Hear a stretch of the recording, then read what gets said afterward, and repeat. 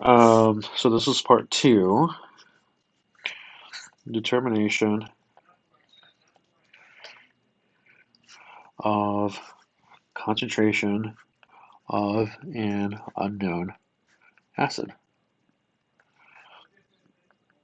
Okay, and so the unknown acid in this case, right, will be HCl, hydrochloric acid. Okay, it's always going to be like the first kind of acid-base titration that freshmen do in lab. So we'll do that as our example.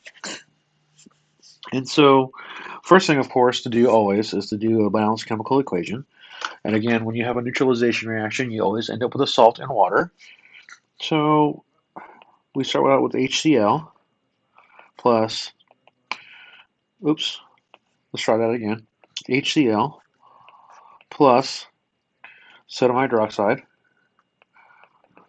makes H2O and salt, or sodium chloride, right? And in the last slide, I forgot to do what I always tell you to do, which is put the states of matter, right? I forgot to put it here, but we'll put it here, right? HCl in this case is AQ for aqueous. Sodium hydroxide is also AQ for aqueous. Water is a liquid, so that's L, and sodium chloride will be AQ as well because it will be dissolved in the water. Right, so don't ever forget to put in your states of matter. And you can see here we actually have already a balanced chemical equation, right? For every sodium hydroxide we have one hydrochloric acid, because on the other side, one Cl, one Cl, right? Uh, two hydrogens right here from the water.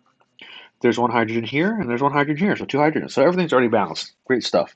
So again, this will be a 1 to 1 molar ratio, right, of base to acid, right? And it makes it easier, of course. Just know, though, that you might have a calculation where you do a balanced chemical equation, and it's not 1 to 1. It might be 1 to 2 or 2 to 1. Just keep that in mind. And that ratio is what you'll use to do your dimensional analysis to figure out all the rest of the stuff that we're figuring out today. Okay. So now that you have your standardized base, right, or the actual concentration of your base, which I'll move it over to the next slide just so that we don't forget, 0.162266, right? So sodium hydroxide was 0.1. I already forgot already. Let me go back. 6266. 266 molar, right? And we're trying to figure out what the concentration of the hydrochloric acid is. Okay, so again, we use a burette and a flask for this. All right, so here's your burette. Okay, and here's the stopcock. And then here's the little spout at the bottom of the stopcock. Right, and here's the flask. Right, and again, don't forget, the base is always the titrant in an acid-base reaction. Right, so the sodium hydroxide goes into the burette. Right, because it's the titrant, not the tritrant. Sorry, the titrant. Right, and then the bottom here is where you put in your acid in the flask, right? Some volume of acid. So here it's HCl. Okay.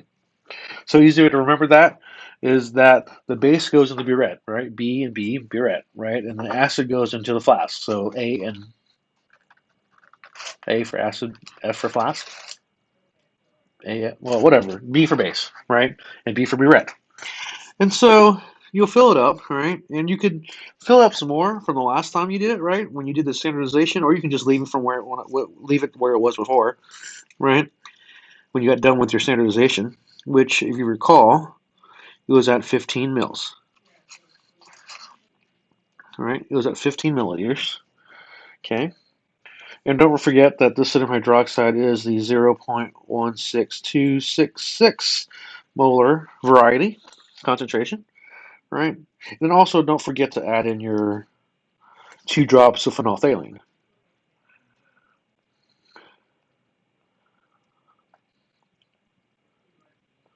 I never spell phenolphthalein right, so I apologize if I spelled that wrong. right? So there's 2 drops of phenolphthalein there, because if you don't put in the phenolphthalein, it will never turn pink, and you need it to turn pink because when it turns slightly pink, that is called your endpoint or your equivalence point, and then essentially, once again, just to review, indicates when that you have the same number of moles of acid as you do base in the solution. Okay, so let's just say the lab tells you.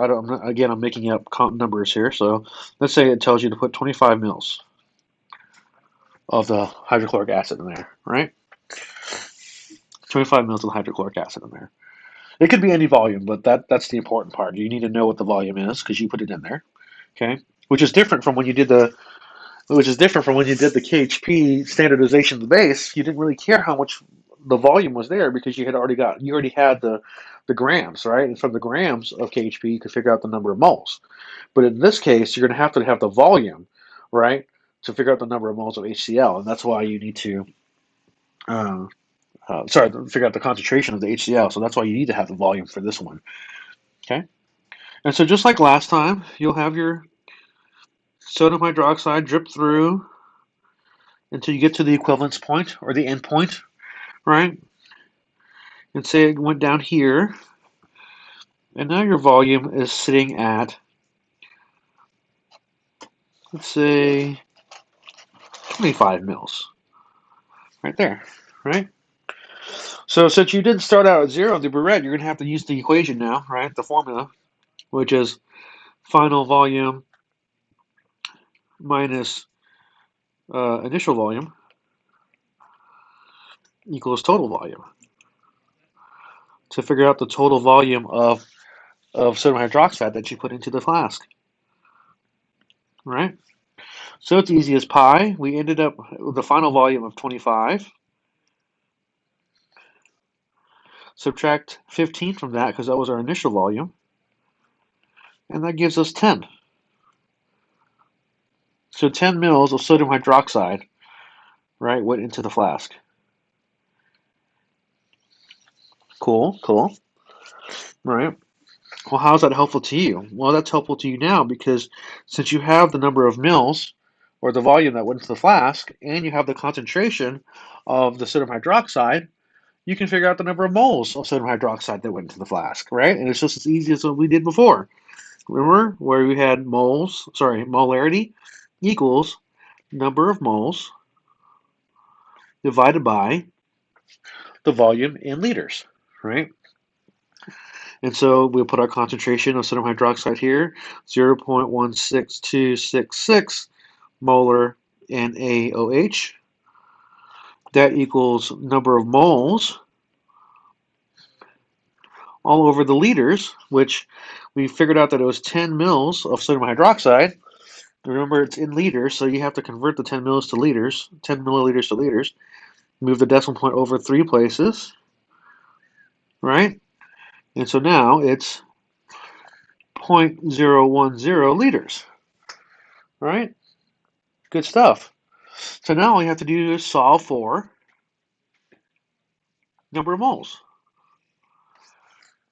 And you can just cross multiply here, where it's going to be 0.16266 times the 0.01, right? And then you'll do the x, or the number of moles, times 1 on this side, which is still going to be just a number of moles. And so let me get my calculator, which I had here a second ago. There it is. All right, so you type in 0.16266 times 0.010, and that gives you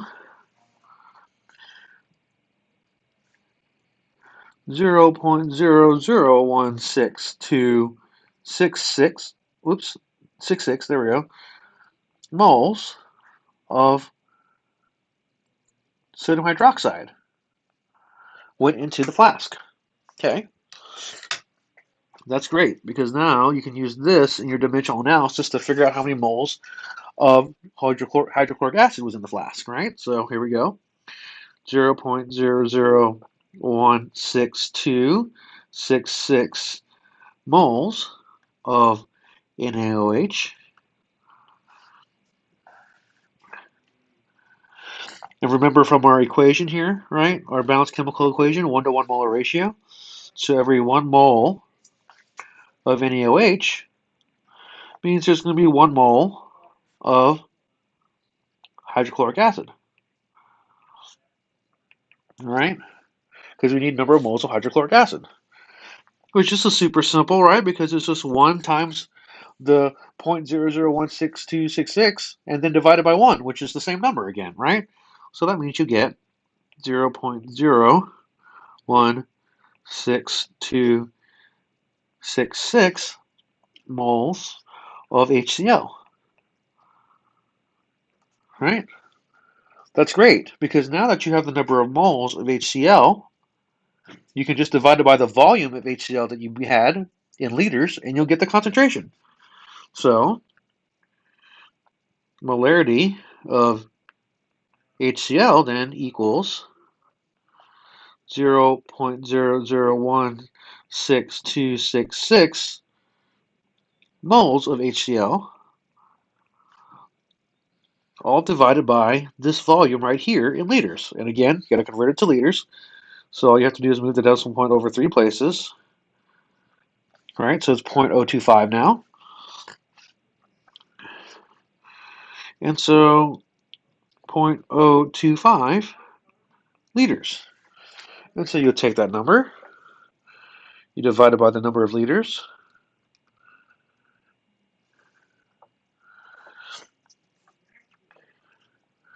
and then you get 0.065 molar HCl. And that is the concentration of the unknown acid right there. That is the concentration of the unknown acid. Good stuff, right? So again, I just made these numbers as I went along, right? But when you're doing your acid-base titration, use your own numbers, numbers you got from your burette, right? The numbers that you got from your volume that you put in there of hydrochloric acid, okay? That's the important thing. You've just got to make sure that as long as you know the process, all you do is you put in the numbers that you got from the experiment, and you should be able to do the same kind of thing, okay? So the numbers you should be getting from your experiment in this part would be, for example, the initial volume, right, for the burette, the final volume from the burette, right, and then also the volume of the acid that you put into the flask, right? And then from the previous part, the concentration you got for the sodium hydroxide standardization.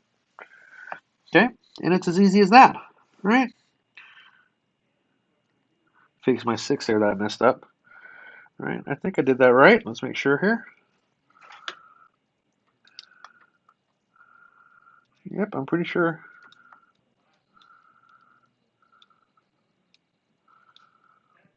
Yep, and that's how you do that. So I'll come back again for the third video in this particular this series of videos and show you how to do a titration of a non-acid base species. Okay, and that would be the EDTA and the copper chloride. And I'll see you in the next video.